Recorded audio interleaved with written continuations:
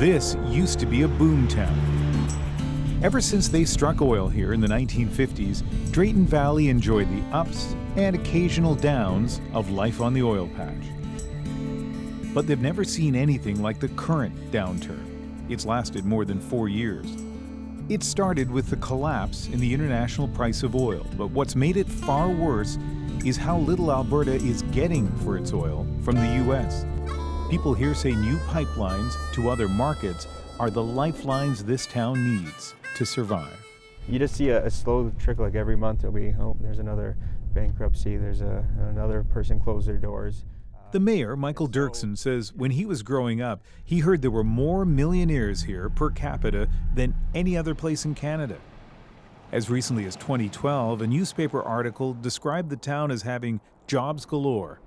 Not now. You build up to a certain capacity to try to handle some of it to the best of your ability, and then you just have the rug pulled out from under you, and not really due to the economic climate that we're in. It has to do with the uncertainty that's being created by government policies. What people in Drayton Valley want the rest of the country to know is how important oil is for the Canadian economy. That if Alberta does well, so does Canada. Early morning at the Drayton Valley Bakery. It's busy here, and it's easy to forget what's happening around town.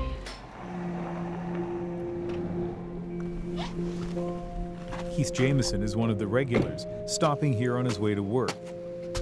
But that work, a mechanic shop, could close any day now. Talking to some of the boys, they get a project, work, and then it runs out.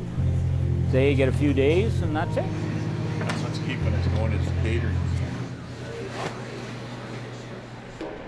Tell me a little bit about this business. It's a repair business. We look after a lot of oil fleets, a lot of personal people. Yeah.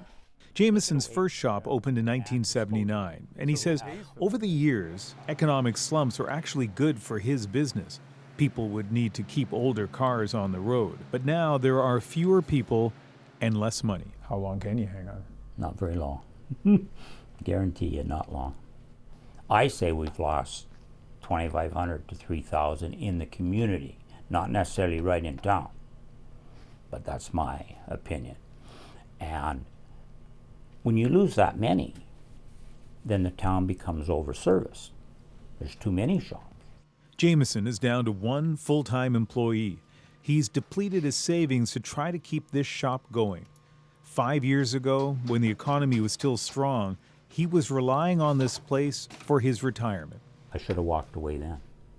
I would have had more equity, possibly at that time, than I have now to go. I have nothing now. Next to nothing. We've all seen hard luck stories in small towns, but the difference here is people say there's a way to fix this. The pipeline. Get that oil flowing east and west. Get it out. That's what we need. And then, if it flows, there's other people that are going to be employed, right from manufacturing through to well servicing. It is going to build again. But there are a lot of people, you've seen them on TV, who don't like pipelines. They don't want pipelines. Exactly. What do you say to them? Well, again, then we stop the transfer payments. We stop the donation to the rest of Canada. Keep it for Alberta. That's how I feel. Nobody wants to help us. Why should we help them? These trucks should be out in the oil fields. Instead, they sit idle and rusting. How different would this shop have looked 2 years ago? Let's say? Probably 2 or 3 more trucks in it. Yeah. Or they're all out. Like Jameson, Gary Nelson has been in business here since the 70s. These sleek, expensive trucks are a sign of his success, but being parked here is a symptom of the slowdown. With oil prices so low for so long, petroleum companies are spending a lot less.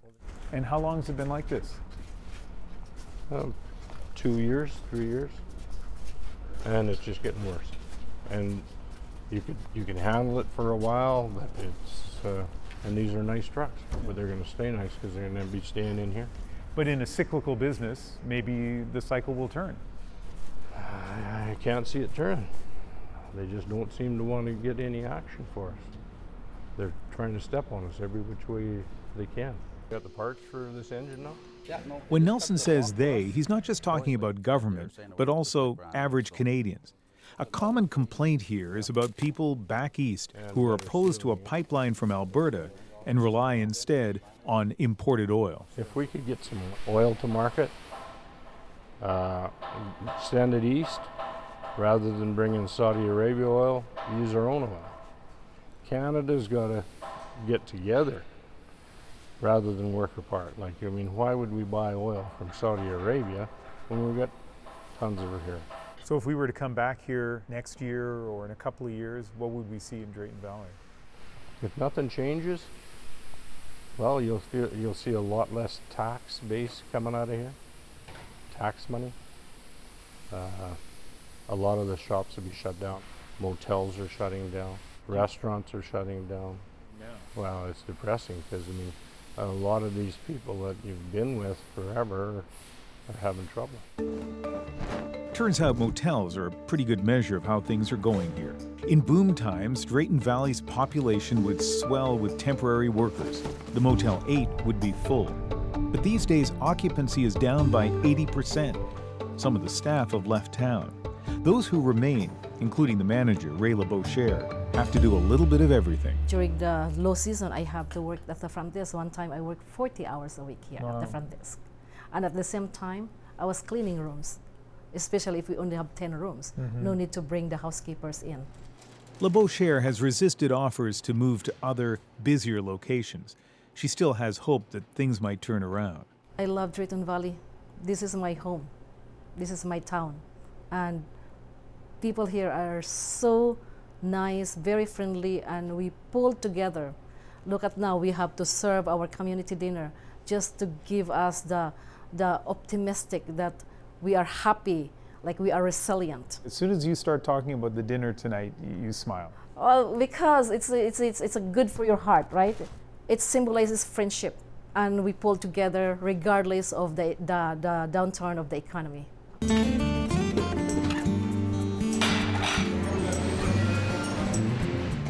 This community dinner started with just 30 people. Now more than 300 turn out. Isn't that amazing? Yes. Each month, a different business contributes money and time. And tonight, it's LeBeaucher's Motel. This is a town that was built on oil and the affluence and independence that came with that. But now people here say they need some help from the rest of Canada to get those pipelines built. And they're not sure what they have to do to get it.